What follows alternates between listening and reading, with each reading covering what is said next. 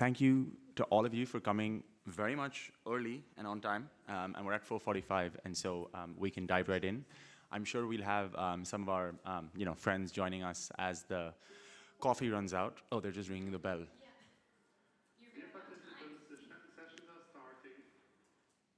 Great, the sessions are starting. Great, so we're starting right now. So first up, a very, very warm welcome to all of you to this afternoon session. It's probably been a long day of really interesting conversations, and you have seen a lot of presentations and a lot of sort of in-depth sort of perspectives on multiple topics today. And so really appreciate your keeping up the energy and showing up for this session, which is on a fairly specific, some might say, a niche topic. But we'll tell you why we're having that conversation in a minute. Today, I have the absolute joy and privilege of hearing from three incredible organizations and individuals, Citi, Vision Fund International, and NWTF, and each of them will tell you a little bit about themselves in a few minutes. But before we do that, I just wanted to set some context for who I am, who we are at 60 Decibels, and then why this panel idea was presented in the first place. So for those of you who don't know us, 60 Decibels, we are a customer insights and social impact measurement company. Many of you in the room might know us and associate us with the very exciting microfinance index. If you're interested, the lead author of that report is sitting right in the row 3, and you can always ask her questions about it. We also have some fun QR codes that our marketing team was very excited about, where you can scan it and look at the report online. So we'd love to share it with you. It was launched just last week. We listened to 36,000 borrowers of microfinance institutions in 45 countries around the world. And really, it's about elevating the client voice and making impact outcomes the centerpiece of how microfinance develops, both today and in the years to come. Today's conversation, and the panel, the reason we're all on stage and the reason we're having this conversation is it was actually an idea sparked at last year's European Microfinance Week. When I was in one of the sessions around outcomes management, there was this really, really important question that emerged about, we always talk about client voice in the perspective of outcomes in the terms of client protection, but how does it actually inform the overall governance of institutions, both at the financial service provider level and at the investor level?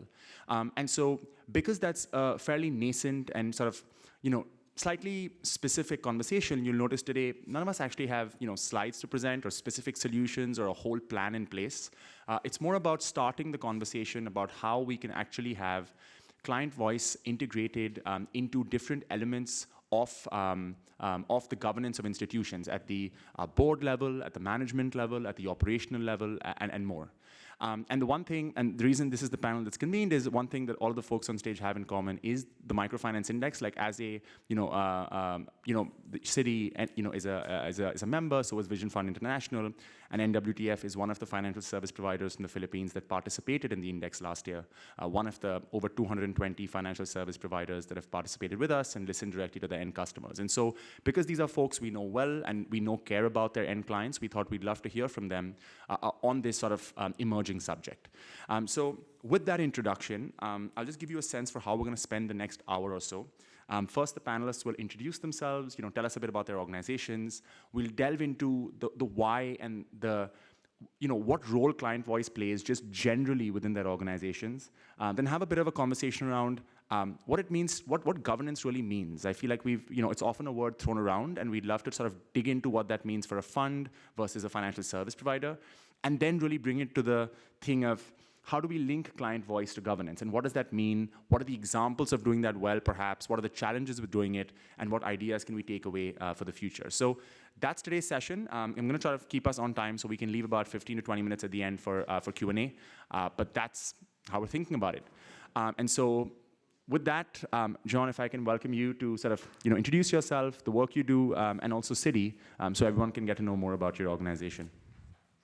So thank you so much, Pranav. I'm very happy to be here today with all of you. It had been a long time that I had not come to the European Microfinance platform, so European Microfinance Week, sorry. So I'm very happy about that. And thank you, Pranav, for inviting us. So I'm John Sally. I work for Citi as Social and Environmental Performance Manager. Citi is a social investor that is 40 years old. We are invested into microfinance institutions, mostly rural institutions, Tier 3, Tier 2, and agriculture entities. We have what we call our investees partners, and we have 120 partners in 35 different countries. mostly Sub-Saharan Africa, South America.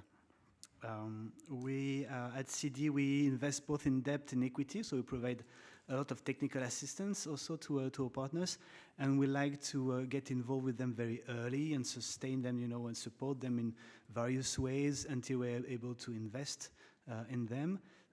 We have 35 equity stakes, actually, and we always have minority stakes, but also chairs at board level.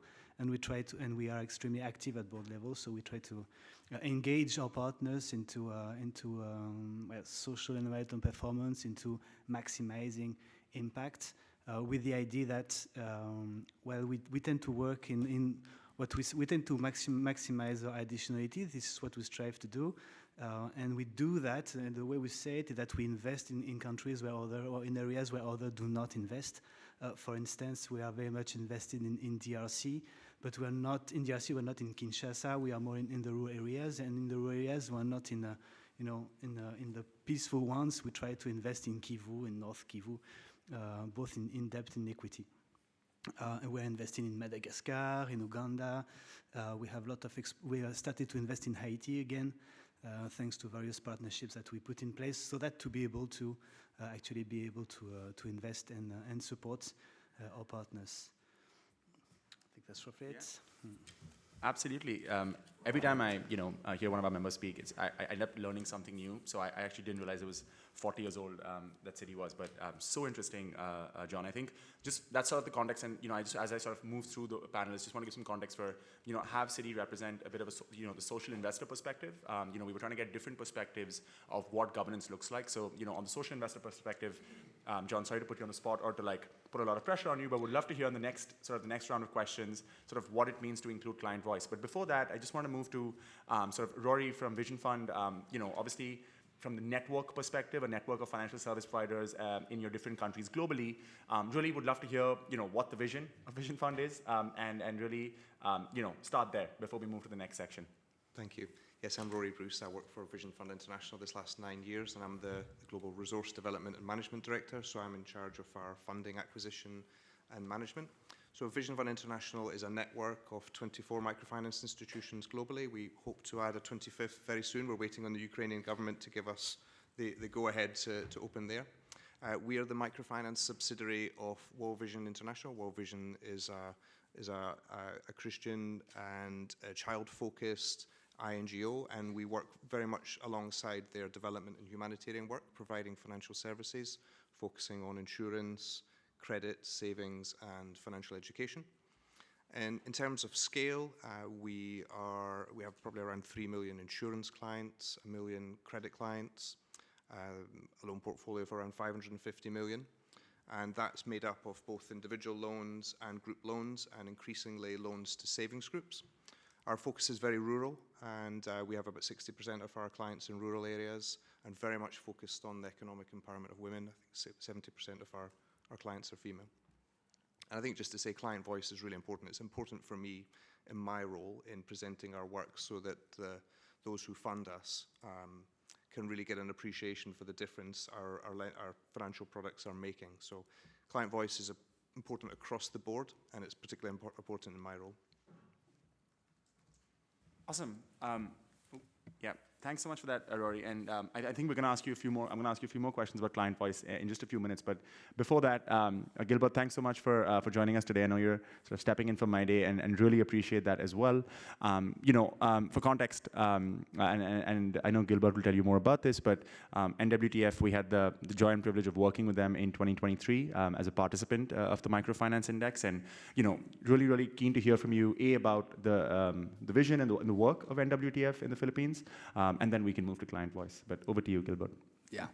I am Gilbert Maramba. I am from Negros Women for Tomorrow Foundation. I had operations at my organization, and Negros Women for Tomorrow Foundation is also on its 40th year.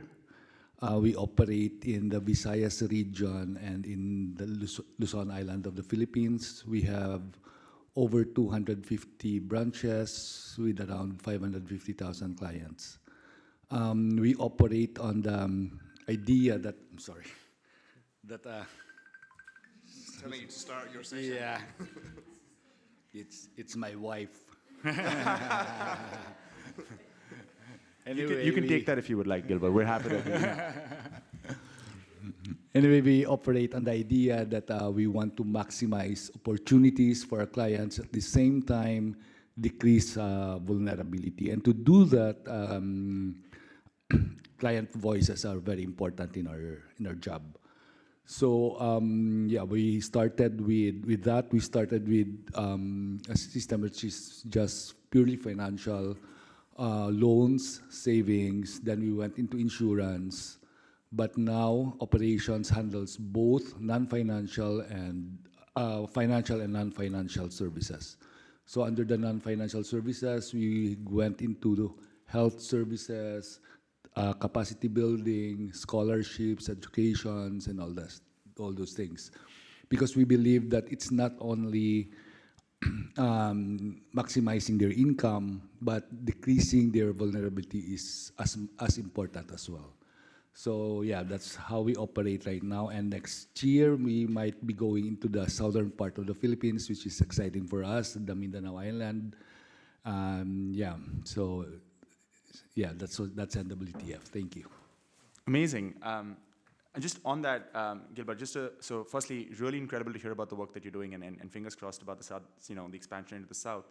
You talked about how client voice is so important to a lot of what you do, both to increase incomes, but also to minimize risk and to sort of boost that resilience over time.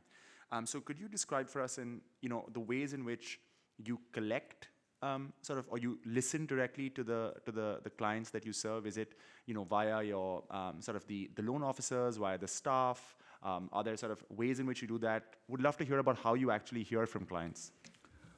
Well, we started with a hotline, and then we had the email because that's the easiest, but nobody uses the hotline and the email.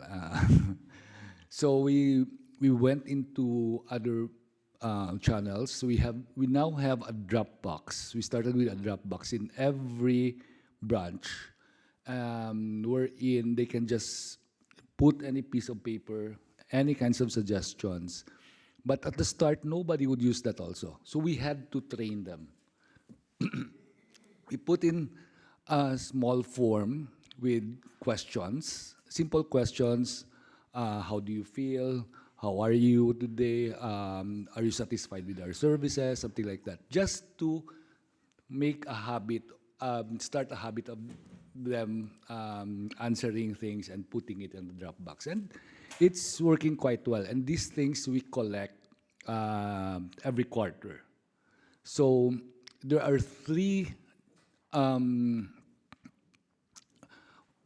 Once we open the Dropbox, we segregate it into three groups. One are issues that can be solved within the branch level. So these are done by the operations. The second level would be going into the head office. That means issues that could be solved by departments. So Lani is here. She's the head of our insurance department. She has the most issues actually. And then so from the head office it goes to the different departments, and then the third one would be issues that goes to the board and the top management.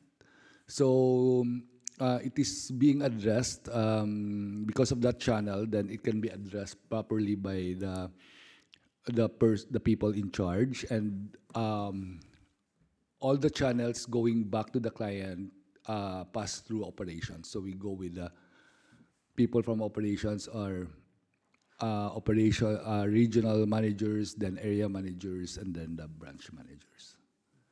But all these are also collected, and we have a board committee, SPM, Social Performance Management Board Committee, that we report also all the feedbacks that we get so that the board can be informed every quarter also.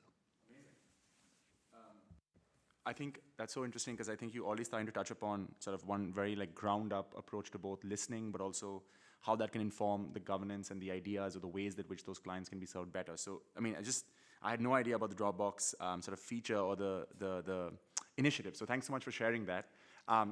I'll go to you, Rory, again about, you talked about how client voice is so important to everything you do at Vision Fund, given the stakeholders you serve.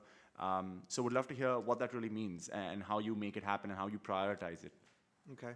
Yeah, it is important, and it's an area we've increased our investment in both internally and externally in these last few years. So for internally, it was building an impact database where we could capture the results of the standardized surveys we're doing across our MFIs. So we're looking at questions like to what extent the client's income has increased, their ability to send children to school, and their resilience, even looking at kind of peace of mind that comes from the financial services. So we're looking at capturing that, and then also being able to delve into that and not just look at the quantitative data, but also looking at the comments in there as well. So that's become very important to us.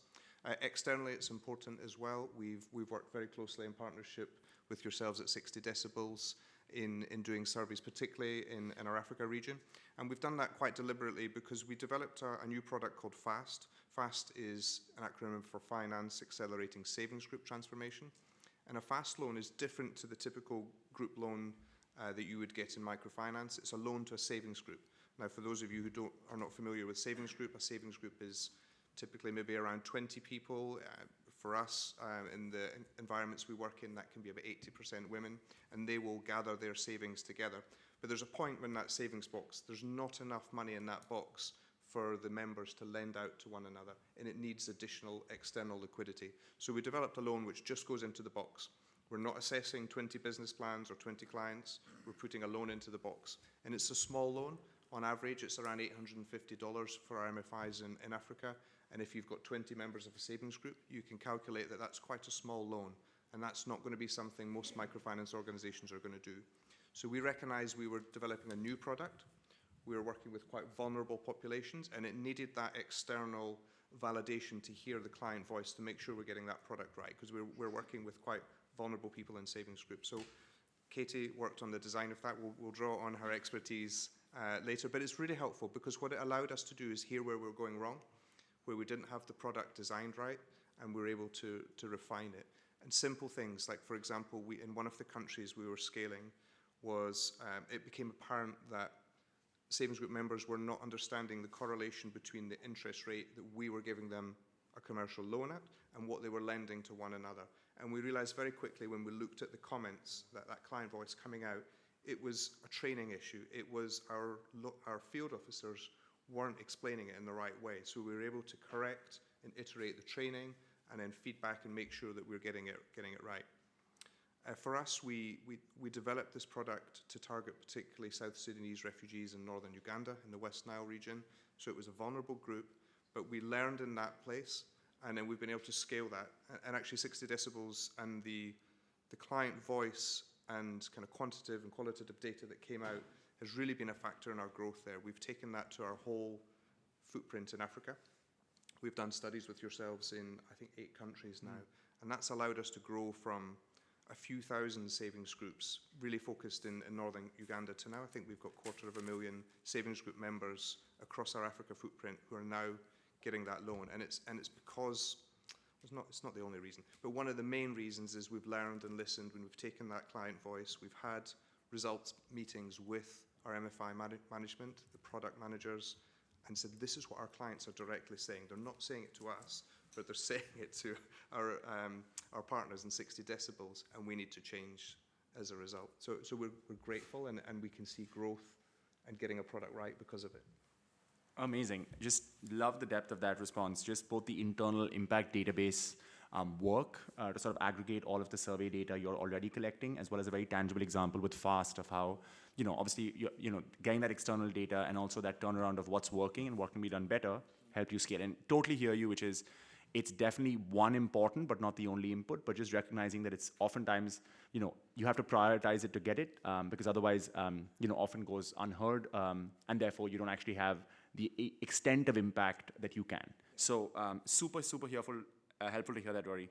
Back to you, John, in terms of, when you, I know as an investor, you are, one step removed from the end clients because it's the financial service providers that you incubate, that you provide TA to, that you invest in, that are ultimately directly serving those clients. So at your level, what does prioritizing end client voice really look like?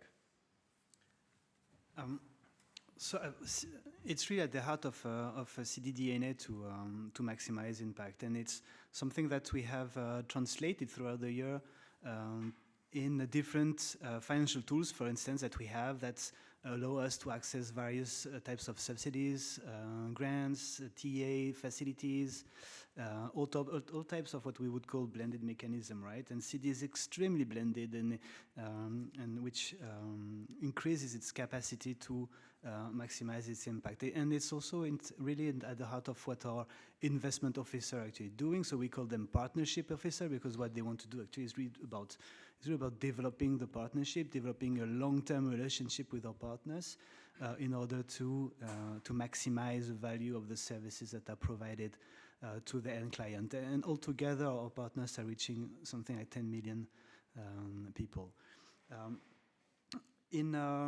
So we have developed those tools, and for instance, we have a foundation that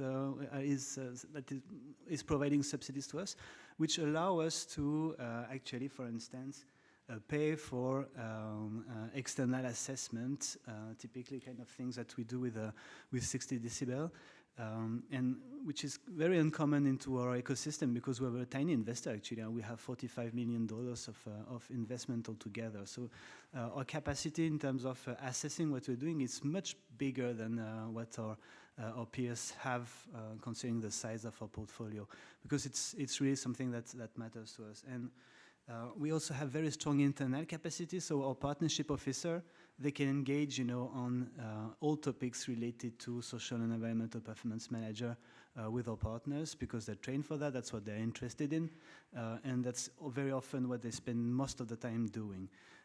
And it translates into, well, I have a practical case where we had this investment committee during which a file was presented to us. So it's a huge network of credit union in Mali that some of you may know, Kafou Giguignou.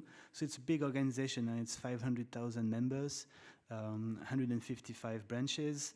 It's kind of it's an old organization. They have been existing since almost 40 years now, and they were asking us to finance them quite extensively, like €1 million. Altogether. So it was a big investment that they wanted us to do. And when looking at the due diligence document that we received, what was very clear that the organization was actually doing quite well. I mean, in terms of financial performance, it was much better than it used to be. In terms of clients' behavior, well, we could see that, the number of people who were actually borrowing were kind of reducing, and the number of people who were saving were kind of stagnating, and also the average loan was increasing. So you could see that, in a way, they were kind of getting old, we could say. It's an old organization, and there was a need to renew it a little bit. And they were conscious of that, so they started to digitalize all the processes and the products and stuff like that. It was really where the emergency seemed to be, and our partnership officer told us, okay, we need to support them in terms of technical assistance on this matter of digitalization. Yet, and we had this 60 decibel assessment, which was actually quite good. They ranked 4 out of 35 institutions in the microfinance index. They were amazing in terms of inclusion, access to financial services. Perceived outcomes were very high. Capacity to save money was very good. Capacity to face shocks also, they were doing very well. And yet what was very striking is that the net promoter score was very bad, actually. So we're kind of wondering how it was possible. It seemed that everything was good. The people were kind of happy. The services were adapted. But at one point, something was not right. And at the investment committee level, we realized 2 things. First, they didn't really have a marketing practice. So they were kind of opening branches like this, and when they were launching a new product, they were not doing any marketing analysis, and they were not listening. They didn't have any type of customer satisfaction surveys and stuff like that. And so at the end of the day, what happened is that they had some kind of transparency issue with the product and the way they promoted the product. They had more than 40 different types of savings products that they were promoting all over the different branches that they have. So it was very clear that at one point they needed to modernize, to standardize the offer, and to improve their customer centricity. And by doing that, to work on client protection, on transparency, on the way they were presenting the fixed cost and the total cost of the loans that they were providing. So we engaged Cafu Ginu into the decision notice for investment. So we agreed to finance them, so up to 1 million euro, building on part of it paid by CD, another part by a debt fund that we are advising.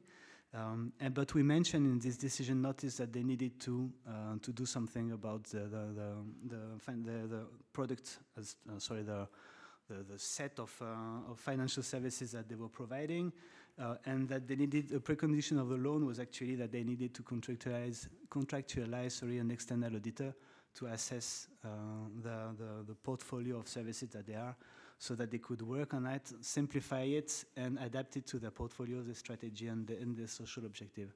So it was it was very helpful actually at that point to have access to. I mean, if we had not seen the assessment that was done by 60 decibel, we could have understood, that they were kind of lagging behind in terms of marketing, for instance.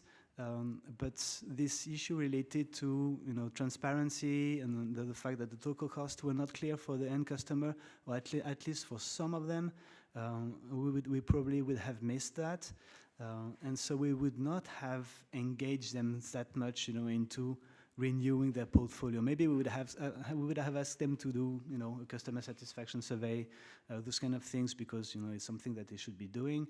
We would probably have asked them to build a stronger marketing team, especially as they were digitalizing, so they were it made sense to have a marketing team to develop new products. But we would have stopped there, and it's really because we noticed this kind of discrepancy between the fact that they seem to be doing actually very good in most outcome aspects, and yet the customer were not satisfied with the service that they were provided, that we decided to go further and engage them more. That's just such a detailed and incredible example, John. Just the level of detail, of due diligence that you had conducted, but also just clearly pointing out, honestly, and I know Katie is seeing this as well, when we actually present our results to clients, one of the biggest seeming contradictions that clients ask us about is like, the impact is so good. How is the NPS bad? Something's wrong with the question. And it's like, maybe, but it's also often the case that, clients are pretty discerning about the different types of experiences that they have, and if something's created good impact for them, they will report that, versus if they wish there was a better experience, they will report that too, as you noticed with this this network in Mali. So thank you so much for sort of literally walking us through the beginning, how the client voice informed a very important sort of decision notice for that particular loan, or so that you provided, and how you see that improve. And I just a big thank you to all the panelists, right from Gilbert talking about the sort of the letterbox example to the the example of Fast and this one as well, just how client voice can inform the development, the scale of a product for greater impact. So thank you so much for that. I'm now going to move to a slightly fuzzier question, which I know we've all discussed both in individual conversations and as a group, is what is governance? Right? It's something that's often mentioned as being a cornerstone of effective organizational management, risk management, sort of ensuring the resilience and the long-term viability of institutions. And it's one of those big, deep words of like, is the governance strong? So as representatives of three strong organizations of different kinds, would love to hear, what, when you think of the word governance, what it means to you. And perhaps I can start with you, Rory, to hear what that looks like at Vision Fund. I mean, I think governance for us is what you would expect in a financial institution. There's structures around financial sustainability and financial health. But for us, with our focus on the well-being of children and impacting children and their households, I think the social governance is very strong in Vision Fund. At board level, we have an impact committee that is actually very, very high profile, very well resourced, and they have that job of ensuring everything that we're doing is impacting the children in the families and households that we're working with. So I think that is around taking the data, the qualitative and quantitative from our internal surveys, from our impact database, the external surveys we've done with yourselves, and ensuring how are we translating that into actionable insights? How are we then passing that on in KPIs and performance management to our different teams? So what governance means to me really in Vision Fund is, are we delivering for children through what we're doing? Yes, we've got to be sustainable, and we have to have that as our core. But the importance of that, taking that client voice and ensuring that we're listening to it, we're delivering on it, and we're changing our operations such that we're doing that is probably the most important foundation of governance. Oh, yeah, got it.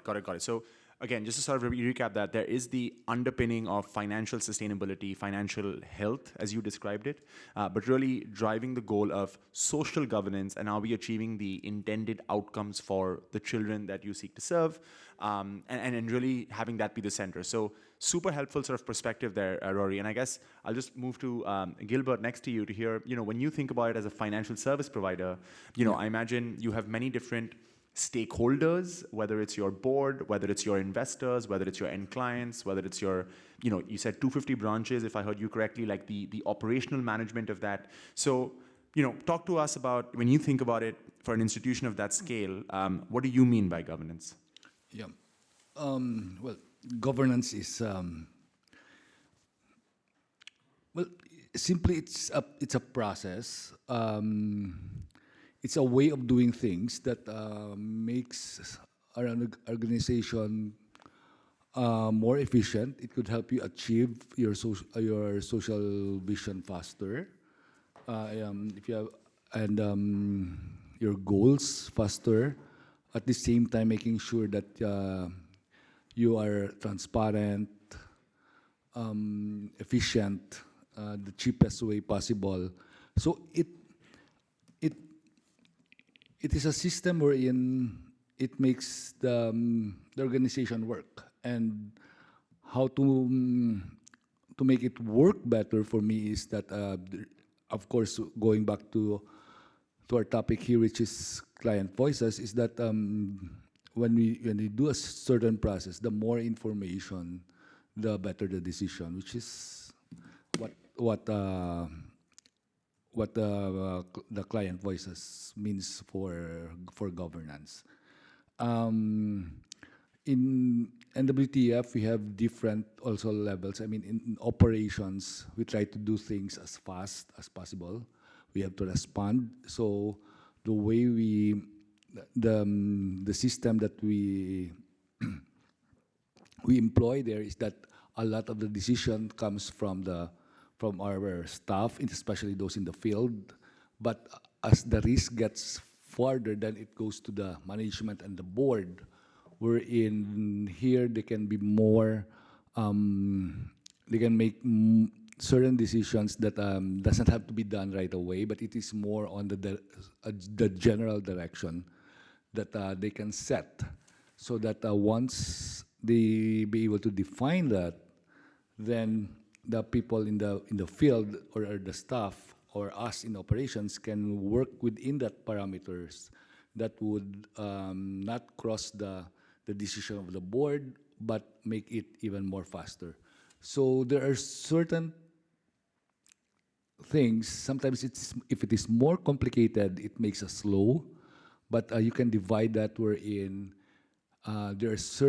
they can set some parameters that would make you decide faster, and if it crosses that parameters, then that's the time you go to the higher level. So yes, that's how we do it in NWTF. Thank you.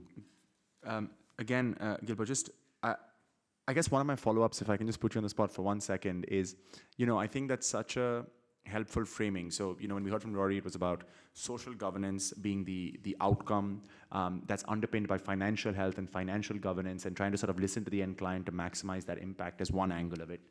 When you described it, I think what you talked about, which stood out to me, was this idea of creating the right system where you allow for enough standardization for decision making at every level, but a certain understanding for when it's required to be escalated Yes. appropriately, right? And so, would you be able to think of an example, either from the way in which products are offered to clients, the way, I don't know, to respond to a vulnerable client, or any examples that come to mind about how to set that balance right? Okay. For example, anything about an existing product or an existing service can be decided right away in the branch level. Okay. So if there is a complaint or the clients want something, as long as it is existing, which means it has been approved by the board, the branch manager can always decide. Okay. But if it is not, then that's the time you escalate it, especially when it comes to product development. Our product development, we do also some research in product development, like we do market research, we get client feedback, we want to see what is out in the market, at the same time what the client wants. We also consider inputs from the staff on how to design the product and everything. So all this takes time. And to design a product, pilot test it, and roll, and so approval is board level. So these are things that involves, I don't want to say risk, because I think the risk is the same throughout the organization, whether it's board or branch level. But it takes an introduction, a certain kind of direction for the organization to do, which requires inputs from the board. And so in this one, it goes to the board. So it's not yet defined, so that's why it goes to the board. But everything that has been defined already can be done at the branch level. They don't have to go up to us. And we use the term, Sheila would use the term decentralized supervision. So we don't really go down to the branch as long as they're doing okay. They have the autonomy. They have to decide immediately as long as it has been. Got it. Again, great structuring, which is like, it's an existing product, it's an understood product. The branch has the autonomy and the capability to actually take the right call. Yeah. Versus if it's an emerging product or something that you're getting feedback on, or it's something you're testing, then having that oversight so that different levels of the organization can understand the actual realities, get that feedback in to improve that product over time and make it an existing product when it falls into the first one. Super helpful example. And I just wanted to make, I think for me as well, just like understanding governance at a more practical level is super helpful, just because at 60 decibels, we're thinking, we often think of our, we're collecting data in a standardized manner from hundreds of thousands of, clients around the world. And the question is, how can we make that data, actionable in the hands of different organizational functions, the impact management team, the product development teams of financial service providers, the risk management teams, right? And so understanding real practical examples of what governance processes look like and how sort of end client data can sort of begin to inform that is really where my questions are coming from. And lastly, John, on this question, I'm curious, what governance firstly means for you at Citi as a social investor. And then you would love to maybe even hear, based on what we've heard from both Rory and Gilbert, when you look at potential or existing financial service providers in your portfolio, what do you look at as being markers of sort of quote-unquote good governance, or things you've seen being done in the portfolio of over, like you mentioned, 135 organizations, either directly or indirectly, that you're working with, of what that looks like. But first, would love to hear it just from a Citi social investor perspective.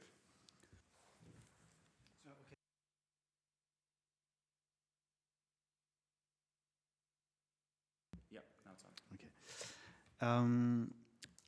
Okay, for the second question, I have to think a little bit more. But for the first question, so Citi is an investment company which is under stewardship, and we are under the stewardship of a French development NGO, which is extremely socially minded. And I mean, when I say extremely, it's extremely. To the point that if we were making too much profit, they would close us. Okay, so this is really the mindset. Okay, So this is where CD comes from, okay? And this, when I was telling you that we have more capacities than our peers when it comes to supporting our partners, it's also the results of 40 years of history and the different decisions that have been made and the investment that were done in the past. And thanks to that, for instance, so we have 5 technical assistant facility that we can access. We have this in-house foundation. We have a technical assistant team, which is of 3 people. The social event and performance management team is of 3 people as well, despite the fact that we only support our partnership officer. This is really our job.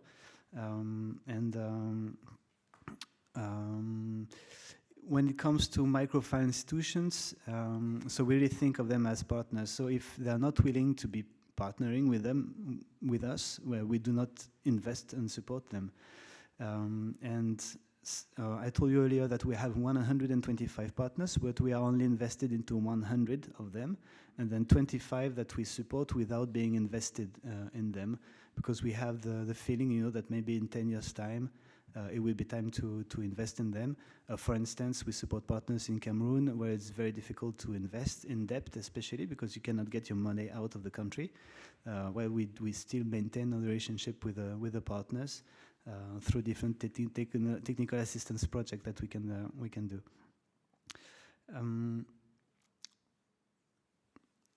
Then when it comes to, we try to be invested in equity as much as possible because we realize that this is, of course, the most valuable resources that our partners are lacking.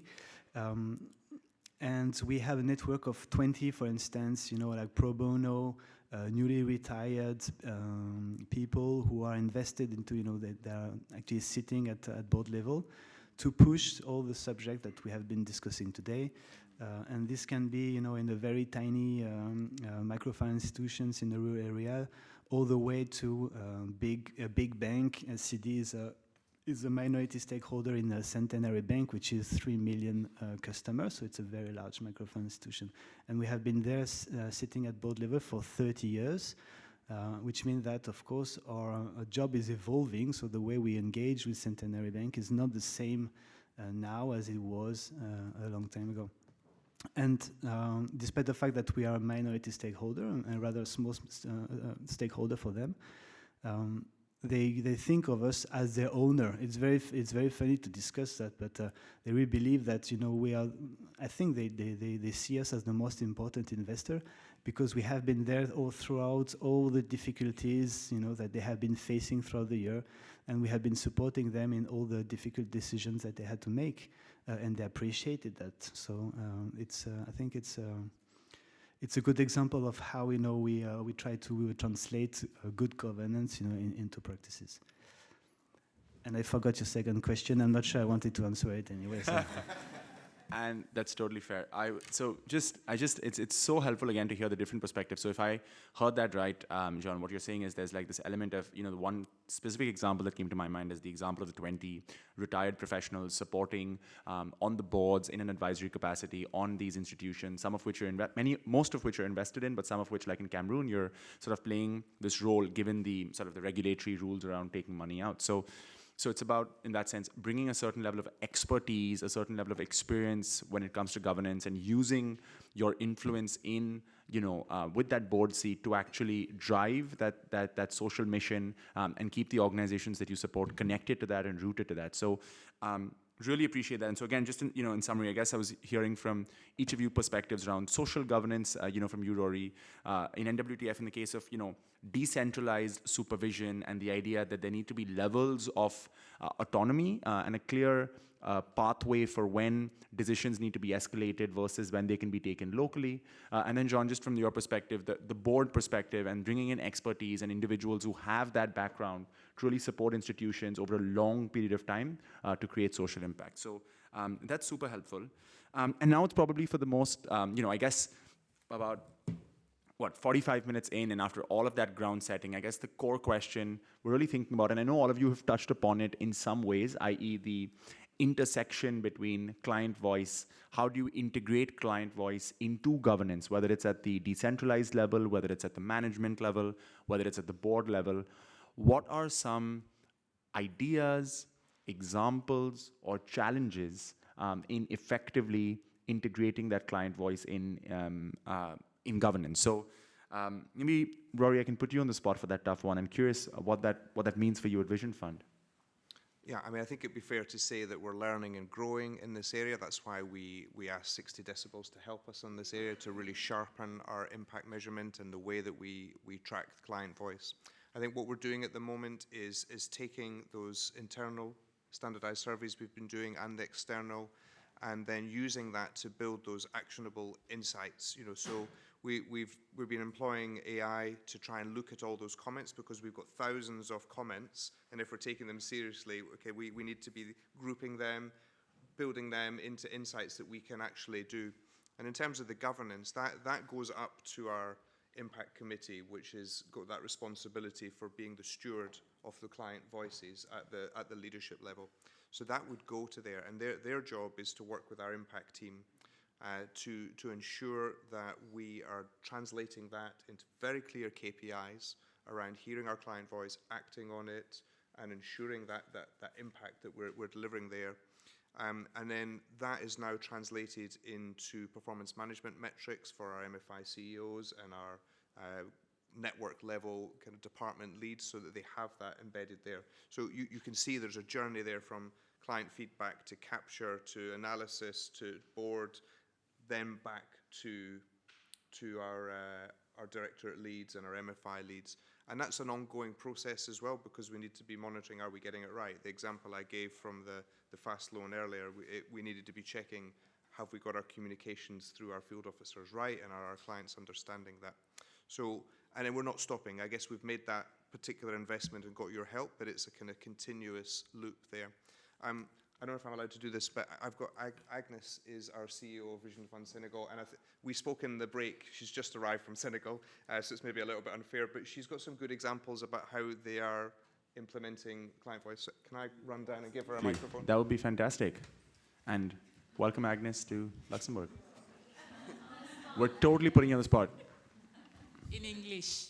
In English, right? Yes. That's. Or you can just speak in, French or any other language, and we would not get you. I will try in English. Just to confirm what Rory said, we need to listen our client. If you want to put your strategy, if you don't listen your client, you cannot have your result, because your objective must be aligned to the need of our client. So it's very important. So, and it's also very important that in governance level, we had this engagement, this commitment. So in Vision Fund, as he said, we have now, it is mandatory for each MFI to have an impact committee. So if you have an impact committee, the management should every quarter present all the result of impact to the board. So, and we have some target to meet. If you don't meet your target, you will have to answer why you don't meet your target. So what is the key issue? And as he said also, 60 decibel help a lot, because he allow us to see how to put action where we are doing well, where we are doing not well. So where we need to improve. And we have an action plan with a target, with a deadline, with how to communicate with our client. Also, not only 60 decibel, we have also call center who allow us to listen client complaint and to can correct. So maybe just one comment on Mr. Gilbert's intervention, because for the complaint in Vision Fund Senegal is not held by operation, it is held by audit, because the risk if the complaint is held by operation, maybe the branch manager can, what I can say in English, Manipulate.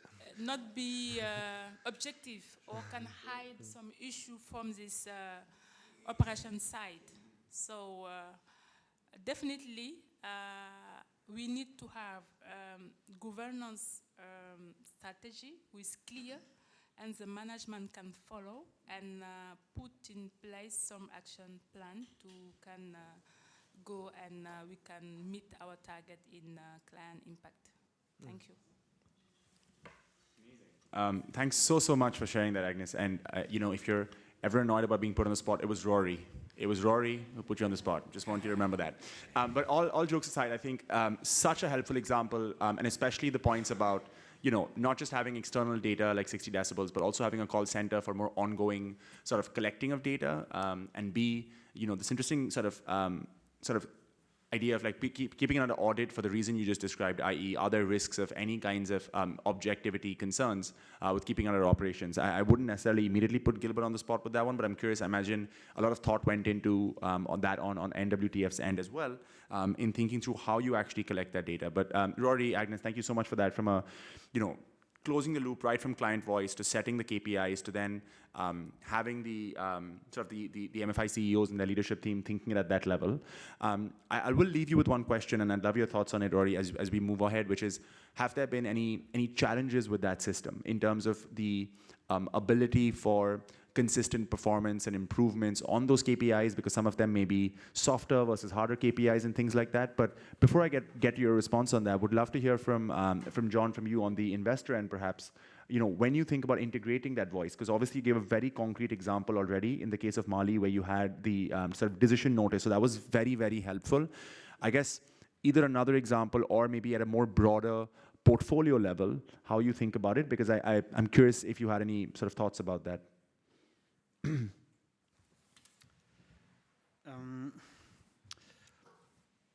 No, so our partnership officer do already a lot, and when it comes to do social and environmental assessment of our microfinance institutions, so the topic that is becoming very touchy for us is climate change effect, because we have a lot of agriculture portfolio, and the effect of climate change is very tangible in most of the countries where we are invested, which means that we are developing programs to support our microfinance institutions when it comes to strengthening the microfinance information systems to be able to assess environmental risk at client level. Which does not necessarily mean that we're going to work on capturing voice of the client, but well, it's part of, let's say, increasing the customer centricity or client centricity of organizations, right?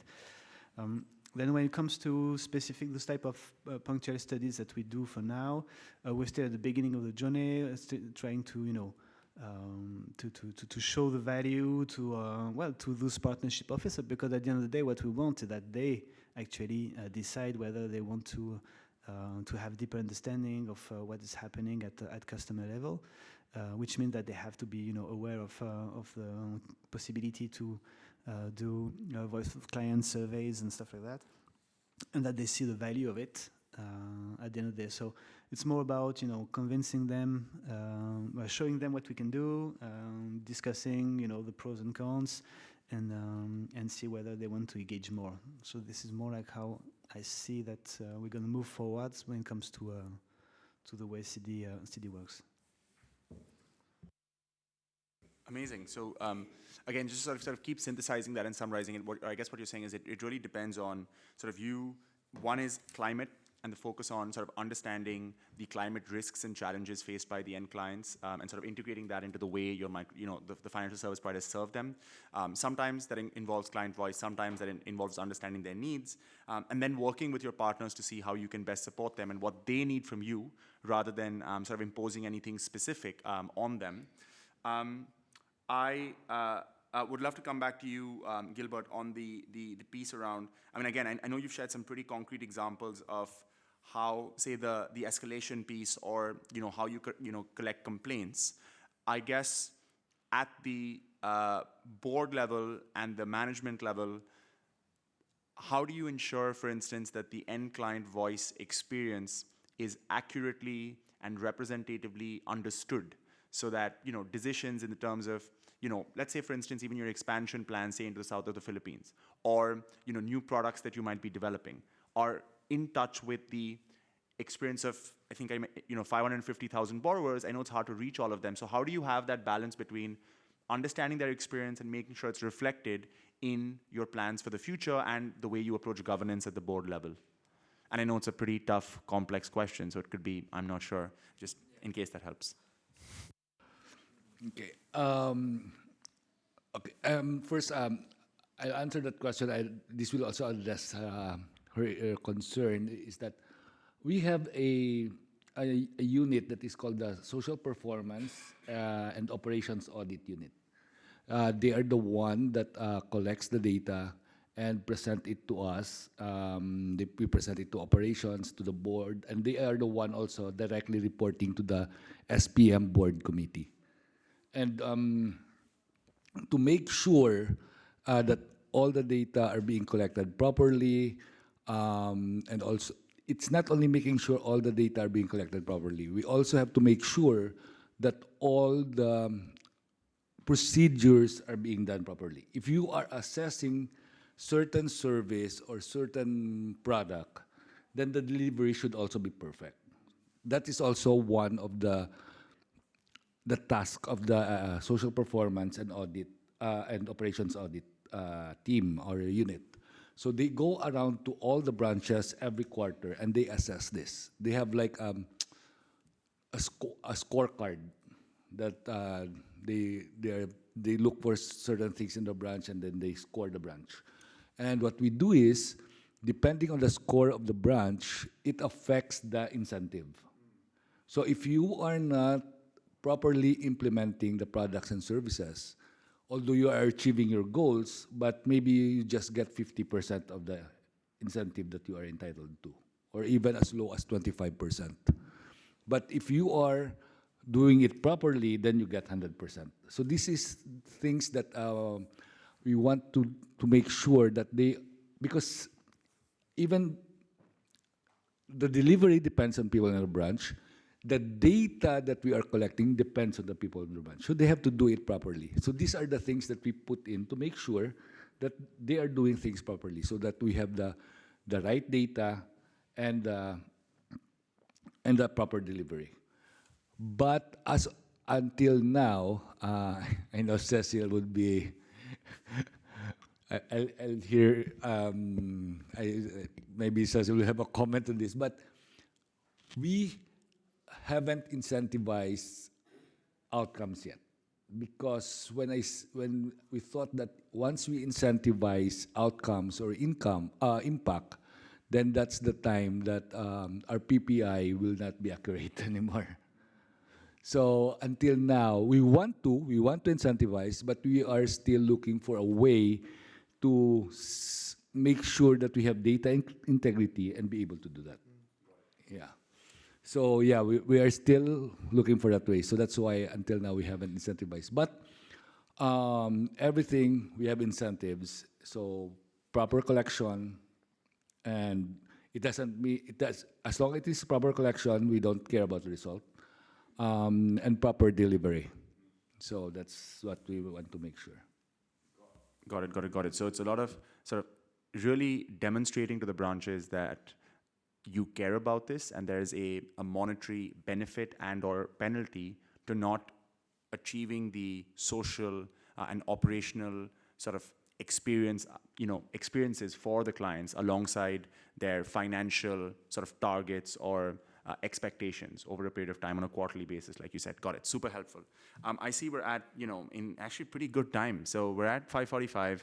The session's expected to close at 6, after which I think we have cocktails. So you all might want to go to that. So the question is, do you have any questions for the panel about anything you heard today about their organizations, the role of client voice, governance, and what it means, and then how those two work together? Yes. Pranav. Yeah, sure. Oh, that's right there. Okay, great. Yeah, but you can go for it, I think. All right. So, Pranav, I work with the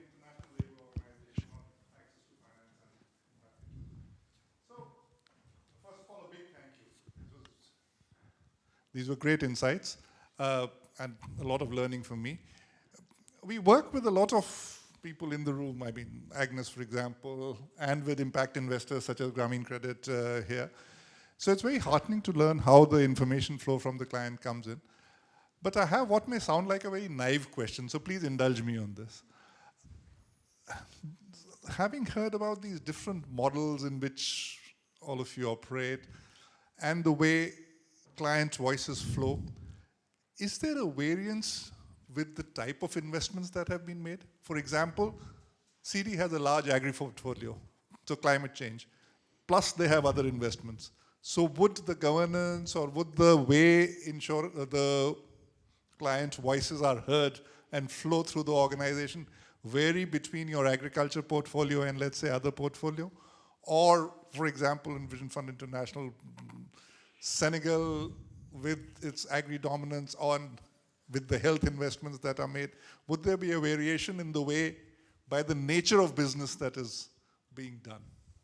I'm very curious about. Yeah, I mean, I think we recognise that we've invested an awful lot in tracking and hearing impact the client voice in terms of our lending to savings group product and our credit products. And one of the observations at our last impact committee at the board meeting is we're really not tracking it on insurance. You know, when I did the introduction, I was surprised myself that actually we have 3 million insurance clients in Vision Fund, and I know you've helped on that in Senegal and Mali. But we don't have the data. We're not hearing the voices as clearly there. So that is one of our targets for this year, is to try and correct that and make sure that we're not just hearing our credit clients' voices, we're hearing our insurance client voices as well. So that's an immediate correction we need to make. Yeah, I have a great example, because there was a time I was ready to stop our scholarship program. Yeah, I was ready to stop our scholarship program because we are spending a lot for so few. Okay, I mean, education is very expensive. So, but I said that we are spending a lot for so few. Why not substitute it with another program that would benefit more people? Until we did a market research. And that market research says, which came from our clients, they said, because the question is, because it's part of the top 5 that the clients wanted from us. So the follow-up question is, why do you like it so much? Because only few can get the scholarship. It's not, so the answer of the clients, it's not that my children get the scholarship, but it is the idea that if I cannot send my children to school, they can apply for scholarship. And this is a big satisfaction, a benefit for our client, that kind of peace of mind that they have a fallback in case they cannot send the children to school. So it's very important. So because we had that client feedback, we listened to the voices of our client, then we continued with the scholarship program. So it's very important. It could be a big changer. It could be, you can make huge mistakes if you don't do that. Imagine if I stop it and it is one of the best programs we have right now. What would have happened to us? Yeah. Maybe what I wanted to highlight earlier, that we have many options now that are in our hands when it comes to have a better understanding of what's happening in the life of our end beneficiaries, right? But CD is also very tiny. We have capacities, but we are a very tiny organization, right? So we need to prioritize also on how we want to address this topic. And when I was highlighting the fact that environmental risk, we need to work on environmental risk assessment at client level. It's also because this risk is increasing very strongly, right? And as a consequence, of course, over-indebtedness is not very far. And so it is likely that it would be more interesting at CD level, to spend time listening to the voice of smallholder farmers, because they are the riskier customers, but they're also the ones that we actually want to reach. They are not the ones that we want to exclude from our portfolios. And with the increasing environmental risk, one of the risks that is actually we may be facing is to exclude poorer people from the portfolio. So it's something that we probably be very careful on. Just love those responses. The examples between scholarship versus not, insurance versus, more insurance as a function. Thanks so much for sharing them. I see there's some more questions in the audience. Yes, sir. Yes, my name is Edi. I'm a professor of microfinance and marketing from Congolese University in Bukavu. I have a question for our panelists. And I think that client voice can also bring challenges for the institutions. And I give two situations. The first one is to say that when clients are receiving financial education, it means that they can be more informed. And when they are more informed, they can now demanding more for the MFI, and if they don't receive that, they can quitting, and this is could challenge the outreach of the microfinance institutions. This is the first situation. The second one is to say that if now we have clients which are informed, they will be also demanding more products which are suited with their requirement. Right. And this also can oblige the institution to change even rules and standards, and this can weaken also the governance. Are you, in your experience, encountered this one of this situation, and what you did in that case? Thank you. Yeah, no, absolutely. But you want to go Rory first, and then we can hear from Gilbert after that. In some ways, it's quite a good challenge, because it means we're empowering our clients to be able to demand change. I think I give a good example. I talked about how we developed the loan to the savings groups in northern Uganda. It was working with what we considered to be a more high-risk community. Shafi from Ugoford, you'll know. But as a risk mitigation measure, we thought, well, we're only going to lend 50% of what that savings group has lent. So there was a control there. But we soon started hearing this is not enough. And for us, that was like, okay, this is challenging our governance because we've set up the loan to savings group product to limit it to this amount. But here we have groups who are doing well, and they're saying we need more.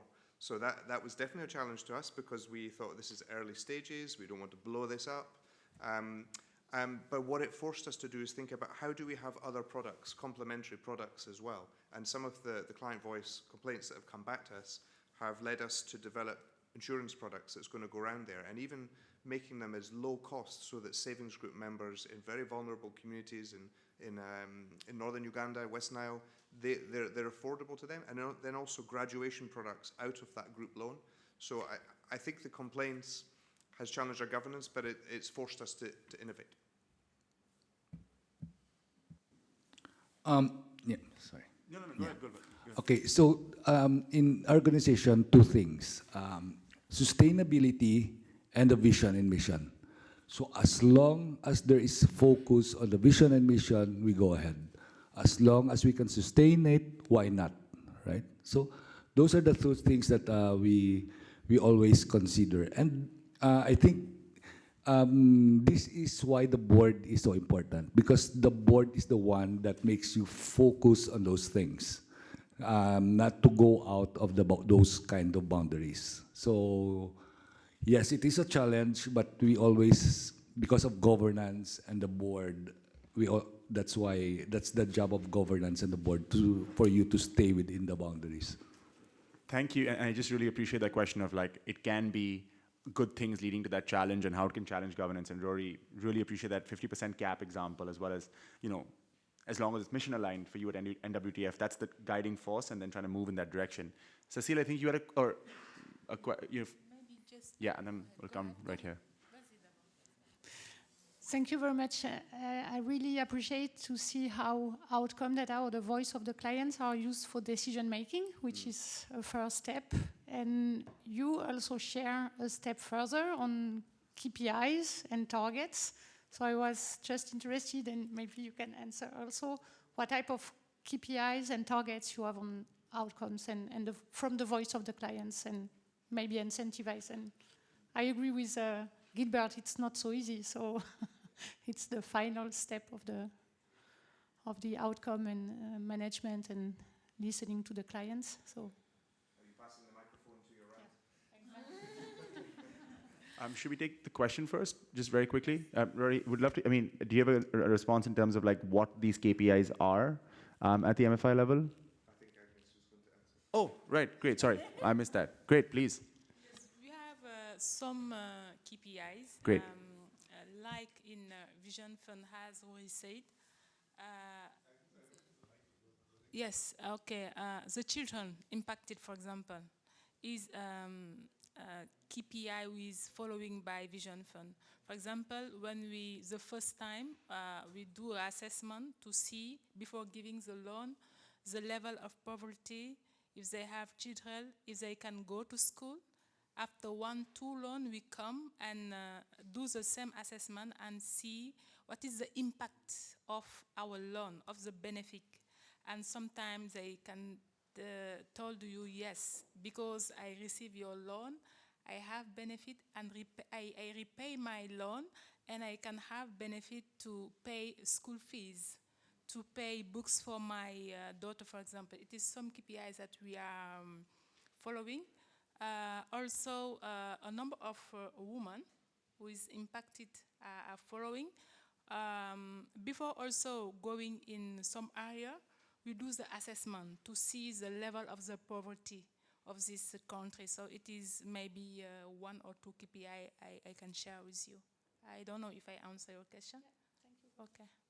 Rory, you want to add something on the KPI? Okay, so my comment is about the challenge, because I remember, yes, you have a big challenge between impact and sustainability. And when the client know their right, for example, in Senegal, we have an interest cap rate. You cannot go above. And the clients are aware on this. And when you ask, many complaints come and say it is expensive. Even if you have a cap, they say it is expensive.